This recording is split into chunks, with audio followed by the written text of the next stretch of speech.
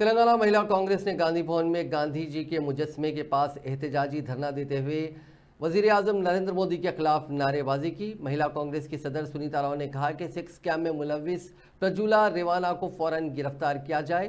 उन्होंने मोदी और बीजेपी के खिलाफ नारेबाजी की। మోదీ రేవన్నను వెంటనే